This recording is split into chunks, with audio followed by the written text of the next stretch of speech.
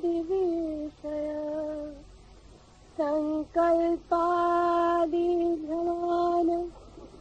यदा करोति तदा मनोमय कोश इत्युच्यते। एतत् कोशत्रय संसक्ता तद्गत् विशेषज्ञो यदा भासते तदा विज्ञानमय कोश इत्युच्यते। एतत् कोश चतुष्टया संसक्त स्वकारणाज्ञाने वटकणिकायामिव वृक्षो यदा वतते तदा आनंदमय कोश इत्युच्यते। इन दो कोशों के भीतर रहने वाली मन आदि 14 इंद्रियों द्वारा जब आत्मा शब्द आदि विषयों का विचार करती है तब उसे मनोमय कोश कहते हैं। आत्मा इन तीनों कोशों के साथ संयुक्त होकर बुद्धि के द्वारा जो कुछ जानती है उसके उस बुद्धिमय स्वरूप को विज्ञानमय कोश कहा जाता है। इन 4 कोशों के साथ आत्मा बरगद के बीज में वृक्ष की तरह अपने कारण स्वरूप अज्ञान में रहती है। उसे आनंदमय कोश कहते हैं।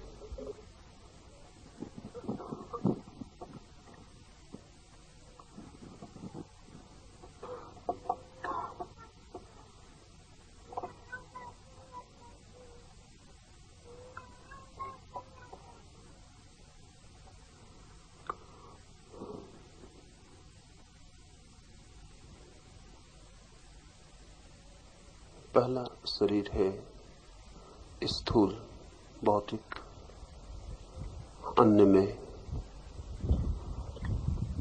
दूसरा शरीर है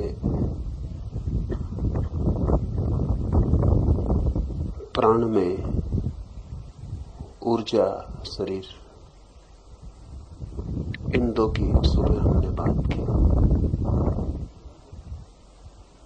ऊर्जा शरीर को, प्राणमय कोष को जो शुद्ध कर ले वही तीसरे शरीर के प्रति जागृत हो पाता है।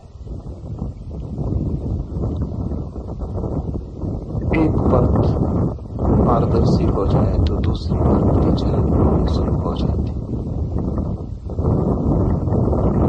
जैसे हमने समझा अन्न से बनता है पहला शरीर, प्राणवायु से निर्मित होता है दूसरा शरीर, तीसरा शरीर निर्मित होता है विचार की तरंगों से। विचार भी भोजन है।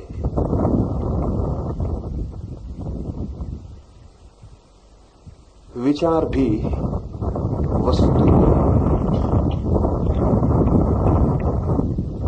विचार भी शक्ति है। बुद्ध ने कहा है तुम जैसा सोचोगे वैसे ही हो जाओगे, या तुम जैसे हो गए हो वो तुम्हारे सोचने का ही परिणाम।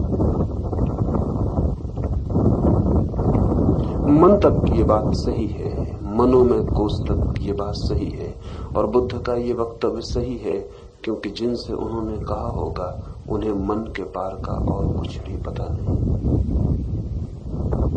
लेकिन विचार को कभी हम भोजन की तरह नहीं समझते हैं कि विचार भी भोजन है, और विचार भी भीतर प्रवेश कर एक देह का निर्माण करता है। इसे थोड़ा समझेंगे तो ख्याल में आ जाएगा। कलकत्ता में 1900 में एक बच्चा खो गया। कोई 7 वर्ष बाद पता चला कि वो बच्चा जंगल में है और एक शिकारी उसे वापस लाया। एक भेड़िया उस बच्चे को उठा कर ले गया।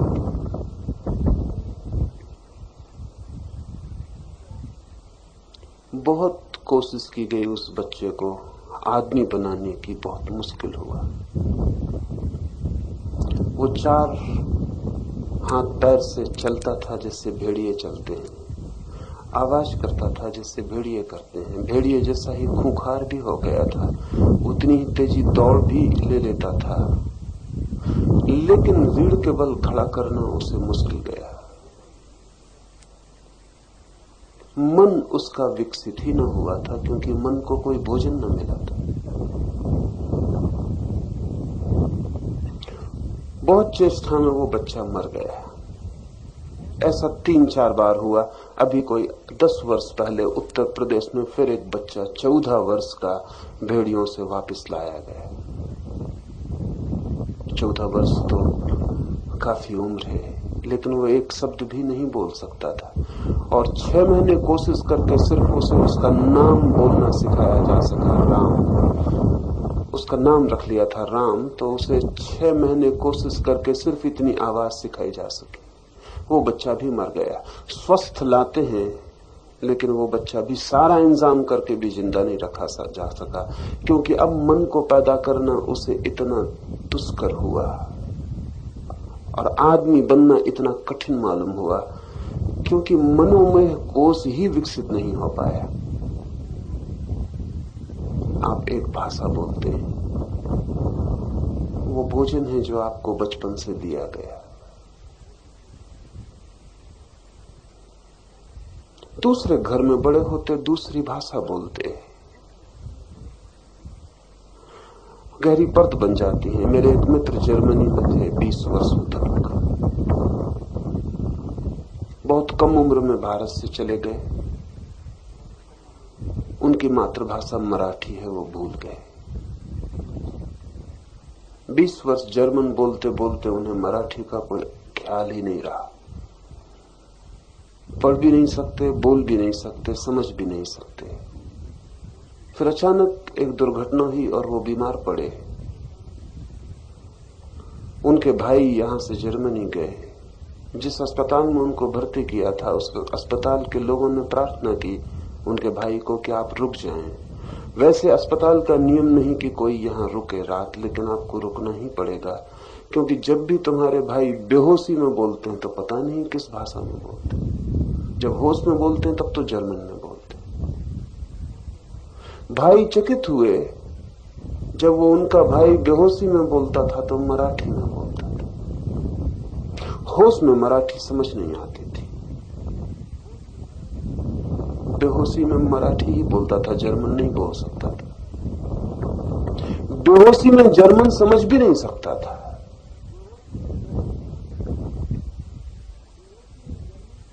वो मनोमय कोश की पहली परत जिस भोजन से बनी है वो गहरा है।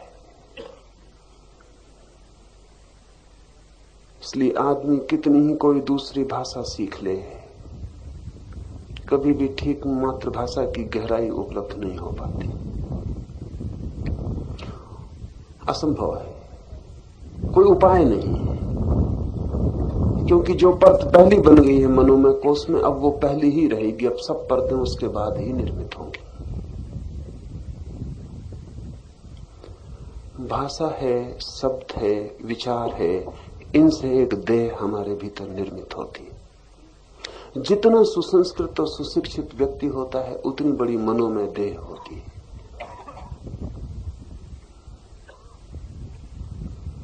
लेकिन ये देह भी देह की तरह हमें दिखाई नहीं पड़ती, और इसलिए हम बिना फिक्र किए कुछ भी मनोमय कोश में डाले चले जाते हैं। एक आदमी सुबह से अखबार पढ़ रहा है, उसे ख्याल भी नहीं हो सकता कि ये अखबार भी उसकी मनोमय देह का निर्माण करेगा। रास्ते पे चल के दीवारों पर लगे पोस्टर पढ़ रहा है, उसे ख्याल नहीं हो सकता कि ये जो शब्द उसके भीतर जा रहे हैं ये भी उसका मन निर्मित कर रहे हैं।